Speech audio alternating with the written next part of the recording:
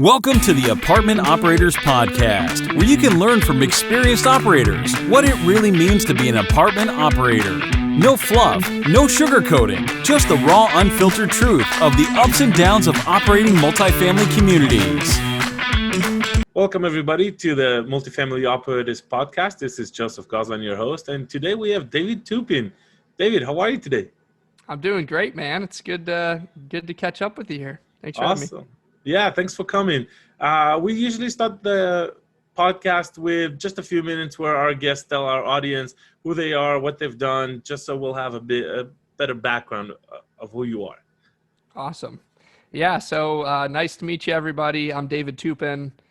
Joseph and I have actually been friends for a couple of years, and Joseph's been a mentor to me in a lot of ways, so it's cool to be here.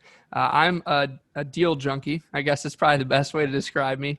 I freaking love real estate, every part of it. I'm 25 years old. I started investing when I was 19, 20 in college up in Michigan, where I bought my first apartment building with no money down, using investors' capital. It was a 12-unit complex. And since then, in the past 4.5, 5 years, I've bought a little under 1,000 apartments as a primary sponsor, and now have 200 units under development as well. And so been really growing that business, focused on buying more solid apartment deals, doing some more JVs now. And I also started a real estate tech company recently called a Real Estate Lab, where I'm building a multifamily acquisitions platform, first of its kind, web and cloud-based. And so that'll be launching early next year. And so now I guess I'm a software guy as well. So this is all you've done, and you're already 25. Come on, you know. I know, I need to step it up. So just our audience is not used to having a guest that is that young, right? Which is why I wanted you on this podcast, to show that there are operators out there that are not 35, 40, 50 years old that have decades of experience, right? So as you know, there's a lot of podcasts out there that talk about the acquisition side and the financing side and how to find deals. This podcast focuses on operations, right? And I know you started hardcore operation as young as it gets, right? So let's take that step back. And you started with 19, right? 19-year-old kid starting to be an operator right out of the blue, right? So tell us a little bit about how did it go, and some lessons of a 19-year-old person when it comes to operations. Yeah, it was it was tough to say the least, because the first couple properties I bought, the first 120 units, I self-managed all those. And I don't know how I convinced the bank to let me do that, but I did somehow. But I self-managed them, meaning that we handled the leasing, oversaw the maintenance. My third property, which is a little bigger, is 96 units. I finally had on-site staff. But the first two properties, 24 units, I did not. So I had to hire an assistant in-house that would handle the leasing and, manage the tenants and the billing and all that in AppFolio. And so what I really learned quickly on is management is a very hands-on business. It's like, man, you want to take a break for a week, but you can't, because it is just something new day after day. There's always things that come up. You have to be on the ball. And it just showed me that it's very easy to drop the ball and to let a property go if you're not paying attention to it. It's very easy for it to start trending downwards instead of upwards. And so what I noticed is, everyone that's buying apartments and syndicating and whatnot, we all have these great plans to bring the rents up and to improve the properties and to do all these great things. But there is so much work behind the scenes that goes into that, and execution is key. So I learned that the hard way. School of hard knocks, man, getting into it. That's great. And, as a 19-year-old kid, you can always say, you know what, not for me, right? Right? The hell with it. I'm going back to live with mom, or I'm going to school and get a degree and just get a job.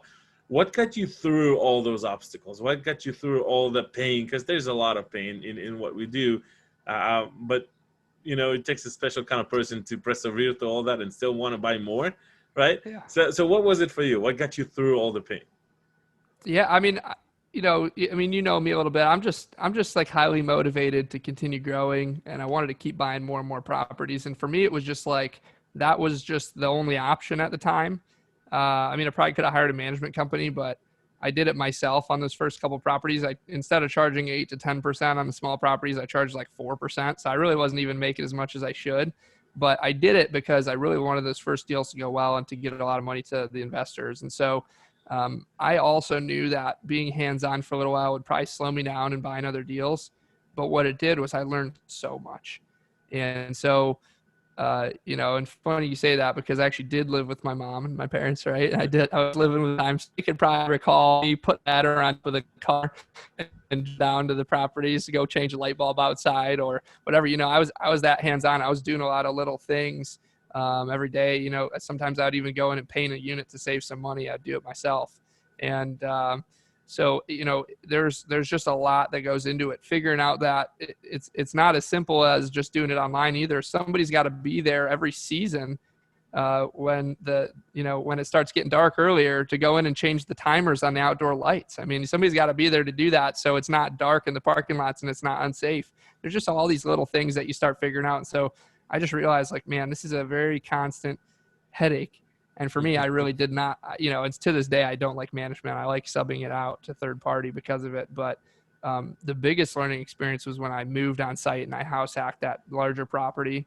I really saw day to day and actually had to perform day to day management, including when one of my on-site managers quit. I had to jump in and do it for a couple months. I was the leasing agent. I was handling the bookkeeping, the billing, cutting the checks, depositing the rent payments, like all that. I was doing it hands-on, and so I learned how to hire, how to fire. I had to fire my first employees. I had to hire some of my first employees, and going through all that was just a good learning experience, and just have a lot of good little nuggets that I got from that. Okay, yeah, that's great. That kind of leads us to a question we ask all of our guests: third party versus in-house management. And we had one of your partners on the podcast earlier, Mike, and he kind of suggested that they went from, in his previous company, from self-management into third party. And you're talking about, I started self-managing and now I prefer third party, which is kind of the opposite direction of most of our guests so far, including myself. We started with third party and we transitioned to self-management with all the pain that comes with it. So what is your insight on third party versus self-management? I prefer third party. If you could find a good one, I totally prefer third party management over self-management. I see why people bring management in-house to control it better. It is not a profitable business. I think you'd probably attest to that, and most people would attest to that. You're not making money, and you're actually creating more headaches, but you can maintain more control over it if you do it right, especially if you're in a position or in a market where there's not good management companies, which there's a lot of markets like that, and you just can't find a good one, and you strike out and you strike out, and you can't find a good regional or whatever it is, and you need to take over to take control of it. I totally get that. I hate management, so I don't want anything to do with it. So my business partners know a lot more about owning management company. They've done it before. Glenn and then Mike, who you interviewed recently. He worked with Glenn a lot that on their former company. I haven't been in a position yet where I've had enough assets at one time. I've bought 1,000 units, but right now I only have a couple hundred because a lot of those I've sold and flipped. So I've never had like 1,000 at one time where it makes sense scale wise to bring it in house. So my mind might change at some point, as we're buying more and more assets and growing, like, hey, it makes sense. But for right now, I mean, we have good management companies on the assets we have in different markets. Yeah, and that's kind of like, I want to go back to a statement you made in this last answer, is kind of if you can find a good one. So as you mentioned, there are some markets that finding a good one is really challenging. So how do you go about finding a good one, finding a good property management that you can trust, or what are you looking in a property management company that fits your criteria? Yeah, I mean, it's a huge decision choosing a property management company. And so don't take it lightly when you're doing your due diligence. If you're in a new market and you don't have a contact, put some time into it. I would say the easiest way is call apartment owners in the area, ask who they're using, call 10 different ones that are using 10 different management companies and see what their experience is and get a warm referral. I think the number one way to find a good third-party company is get a referral from somebody else that owns a property nearby and ask them how they're doing. Other than that, I mean, you could literally just Google. A lot of people ask, like, how do you find a management company? You could just Google property management companies in XYZ city and it'll pop up. You know, they have a website and you can go and figure out, you know, which ones are in the area and start interviewing them, ask them for references. But I think a warm referral is always the best way, an introduction from somebody else that's using someone. Gotcha. So you're basically looking for who do I know in that market and try to gauge their opinion. Yeah, that's a good way to go at it. This would probably be better for the smaller property management companies, the bigger ones that are national. You know, what I found is that there are a lot of hit and miss with them, right? They can. I have friends that have thousands of units in third party, and the same national company is doing great in one market and not so great in other markets. It's people. It's all people, right? You can have a great regional manager with the same company that manages 15,000 units. You know, let's say in DFW, Texas, Austin, and San Antonio.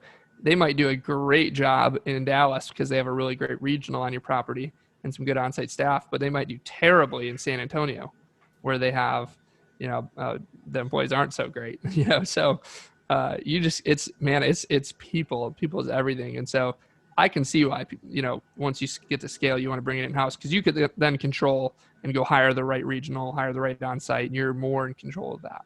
Makes sense completely. Yeah. Okay, that's great. So you're currently working with property management companies, multiple property management companies, right? So how do you work with them, right? How does it look like? How often do you meet? Who do you meet with? Do you talk to the regional? Do you talk directly to the on-site managers? How does that work for you guys? Yeah, I'm going to say we here, but Mike, you interviewed, he does most of this and the asset management takeover. I do most of the work up until closing and then kind of hand it off. But, you know, in the past I have done it and I'll explain kind of how Mike does it a little bit further, but we just stay in constant communication with them. We have spreadsheets and tools that we use to track all different kinds of metrics. And so every week when we get our owner's reports and our cash position documents, we'll go in and we'll input these into our spreadsheets that track all this data and help us asset manage. And so we maintain close oversight on the metrics. We track every single lease in our spreadsheets as well. We input it and we'll get to see, hey, is it a renovated or non-renovated unit for this property? What was the original lease? What was the last lease rate? What's our increases over each of them? So we're looking diligently at every single lease. And then we're communicating a couple times a week with the regional. And then we're also talking, you know, once a week or sometimes more or less with the on-site manager themselves. And so we're actually talking to them. And then the next thing we'll do is we'll do site visits every month, every property, and ensure that, you know, they're not missing things. There's always little things that get missed. And nobody will ever take as good care as the owner or care as much as the owner. And so you just have to understand that going in that they're not going to be perfect and you kind of have to babysit them a little bit. And so we'll walk through the property and say, hey, well, you missed this, or this balcony is getting a little worn down. You need to paint that. Or, hey, this sign is hanging, you know, needs another screw, little things like that. And I think that's the attention that takes to run a nice property. Really need to be hands-on with the management company and babysit them and make sure you're holding them accountable to the plan. You can't just expect to hire them and everything's going to go great. I mean, that's just, I would love for that, but in my experience, it's not how it works. That's wishful thinking, right? Wishful thinking. So tell me a little bit about those benchmarks that you guys are measuring, right? It sounds very interesting for our audience to know what kind of things you're tracking, right? So you mentioned the leases. So I'm assuming you're looking at, what's the difference between the established market rate and then what the actual rate is that you got leased in. And when you turn, you see if you get the bumps that you expect from the renovations. But what other market benchmarks or property benchmarks you guys are looking at? Yeah, so some of the biggest things we're looking at are what are our renewal rate increases versus new leases. You know, how much are we increasing the renewals versus how much are we getting a bump when we have a new tenant coming in? And then we further divide that up into renovated versus classic units and for each category. And so we're looking at those, and that's in terms of the rents. We're also every month comparing our actual financial performance in terms of every expense category to our budget or to our original underwriting. How are we progressing? And then how close are we on our average collections and revenue and other income every month compared to our budget? So we're kind of lining it up side by side and putting that into our tracker and then looking at that. Another thing we track that, might seem a little more rudimentary, but we still do it every month is we charge asset management fees on deals we syndicate. And that fee does not always get paid on autopilot, right? You can tell them, hey, every month send me this fee. You'll notice every month they'll pay their self the property management fee before they pay the asset management fee. And so, once you start getting multiple properties, we need to make sure we're collecting our fee and our income there. So we have a tracker every month to ensure that the check comes in or the wire is sent for our fees and making sure that gets paid. And then we're tracking, our past 4 quarter of distributions to our investors and ourselves. We're tracking that actual to budgeted, and hey, what's our next budgeted distribution, and what does our NOI need to be every month to hit that?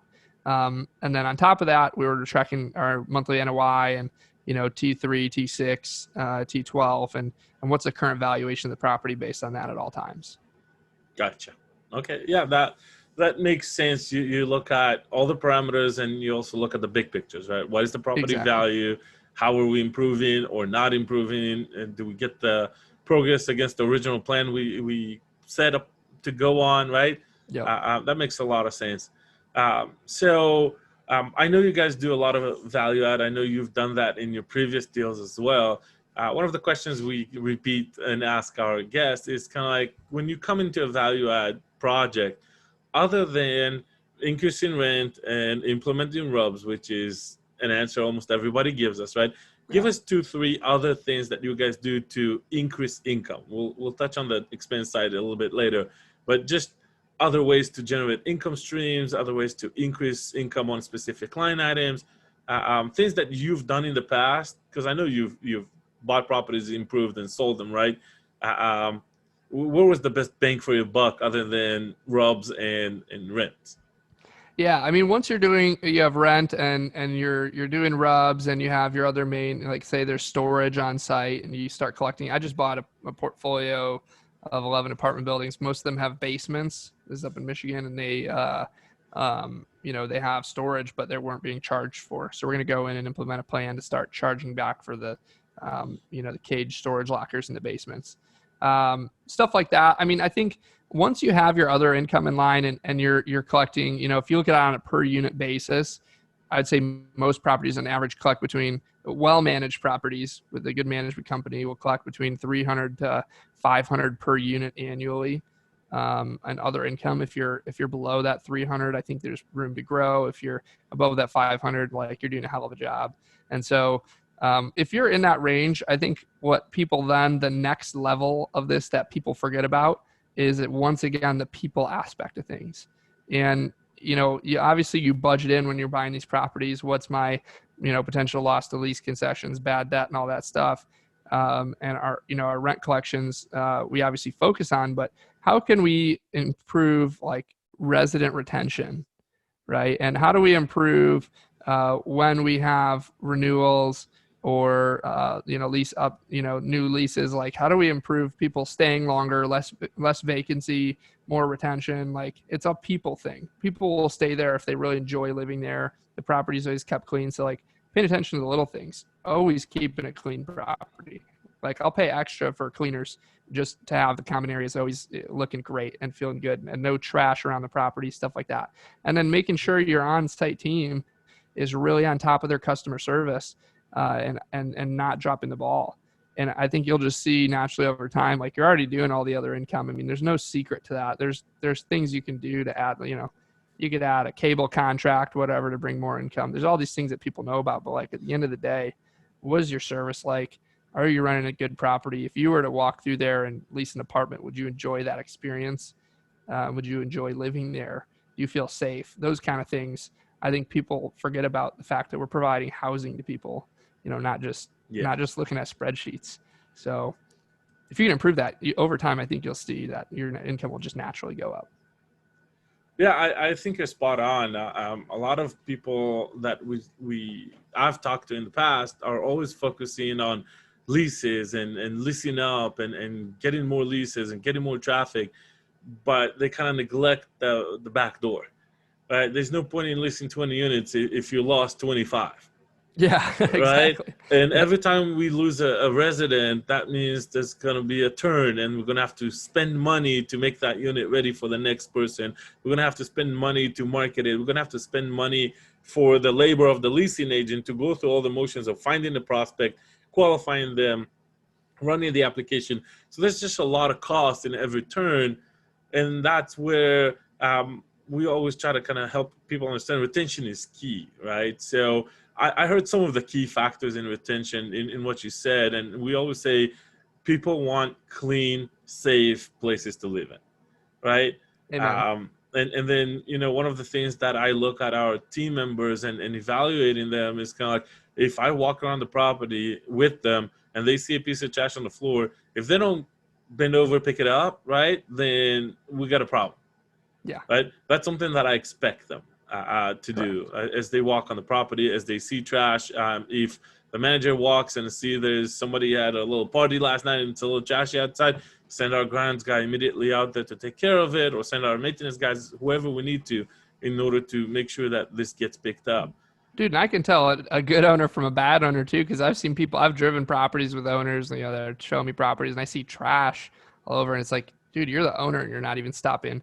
Like, it doesn't matter if I'm by myself or I'm showing somebody, maybe a friend or another investor, like, you will always see me whenever I see a piece of trash on one of my properties. I will stop every single time and I'll pick it up and I'm going to go throw it out. Like, it doesn't matter how much. I'll spend an hour doing it if I have to, and then I'm going to go yell at my maintenance guy for not doing it. But, we typically like to hire people that and tell that to people we hire right away. It's the same thing. Like, you take pride of ownership.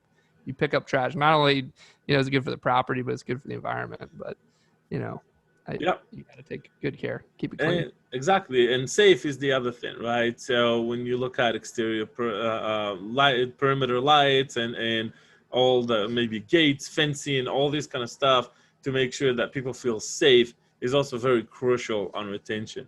So clean and safe are obviously the top two. Is there any other things that you guys do or you've done in your previous properties to increase retention, to kind of make the resident happy? I don't know, parties or giveaways or whatever. Give us some ideas for our listeners on how they can promote retention in their properties.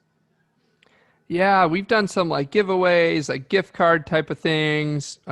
We've done, before I had done something where we'll bring out like a food truck, a couple times a year, and residents could have like a cool little get together. We'll have like little Christmas parties, stuff like that. Just fun things that the residents or their kids can get involved in. Halloween, we'll have some candy set out and some decorations, just making it feel like more like home, and just being really friendly with the residents. I think that's always a good thing to do. Yeah. Any creative things post-COVID that you guys have been doing? Because we also used to do the parties and the open houses and all that, but now we can't do that, right? It was very, very sad summer that we couldn't do a pool party, right? Yeah. And so on. So is there anything that you guys found a creative way in the Corona environment to still give something to the residents? Nothing that I specifically have heard about from our management company recently.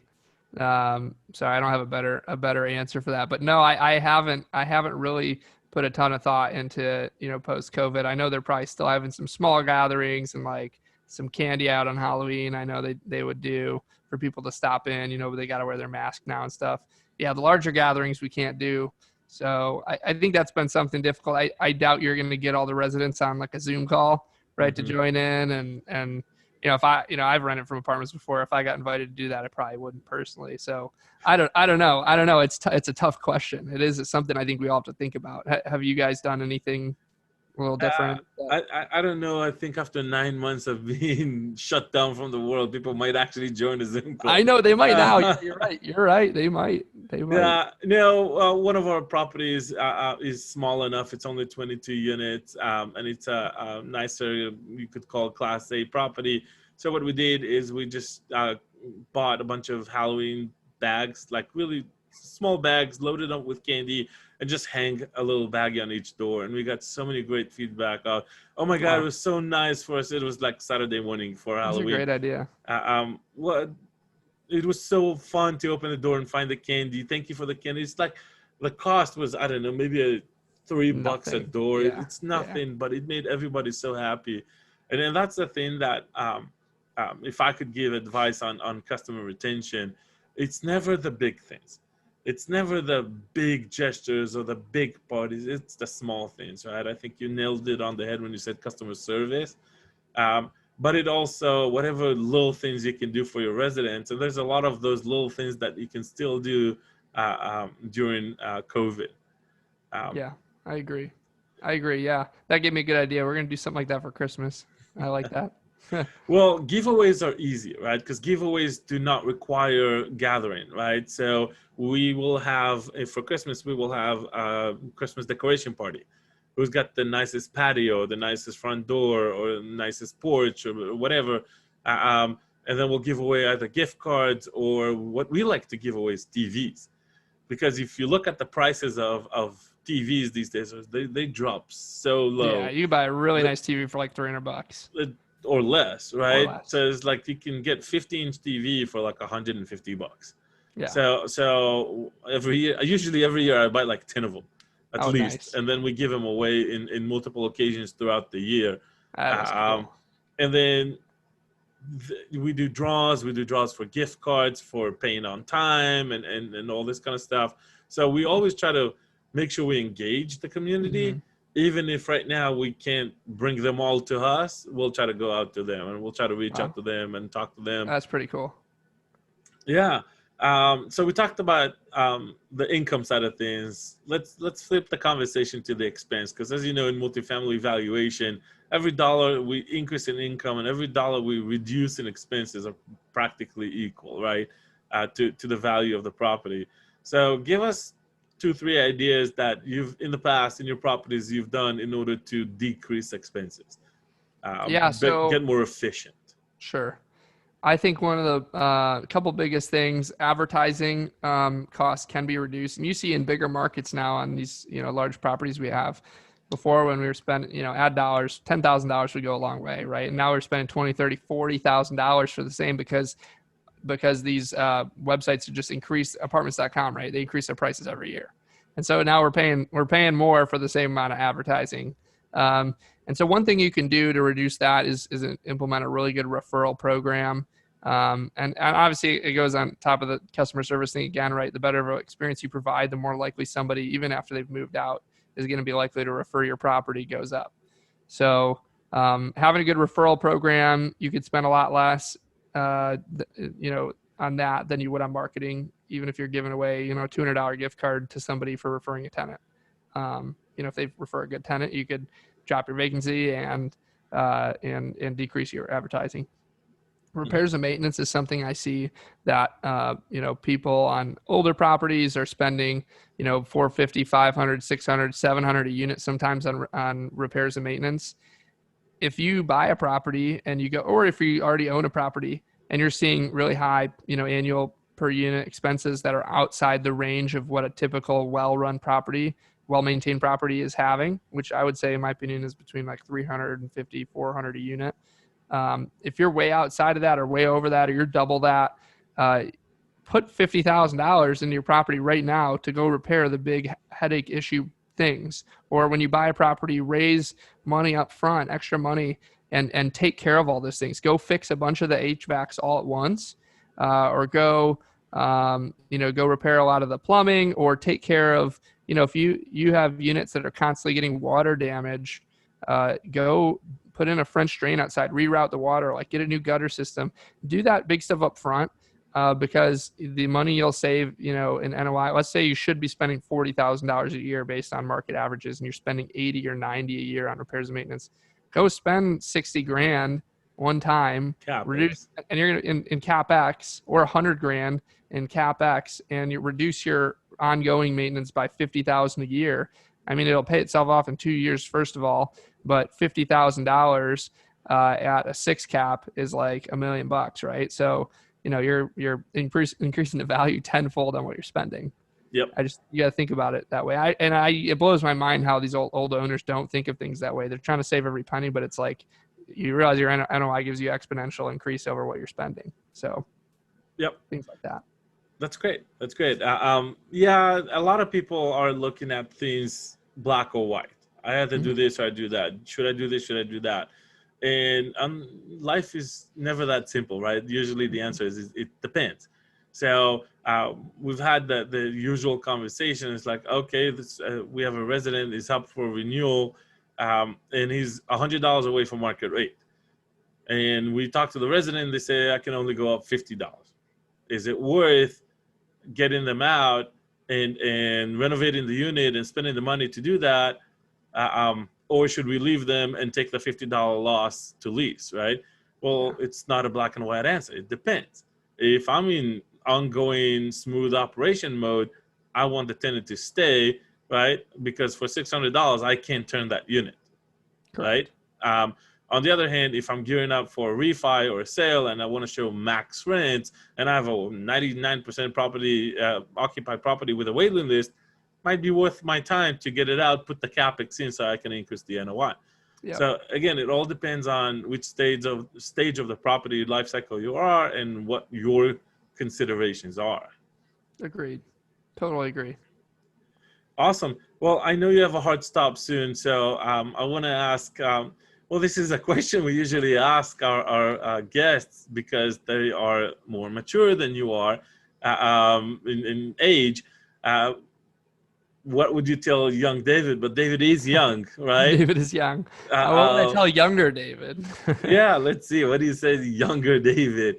And by the way, I told you that the first time I met you, right? And I keep seeing that in you. It's like where you are compared to your age and other people your age, it's unbelievable. It's phenomenal. So if to copy Mark Cuban from Shark Tank, good job, man. I appreciate it, man. Good job, man. Put a lot of hard work in, and I love doing it. So it's been a fun and wild ride so far. I think it's just hopefully keeps getting crazier. But so let's take a twist on our usual question. Okay. Instead of what would you say younger David, what would you say to other people your age that want to do what you do?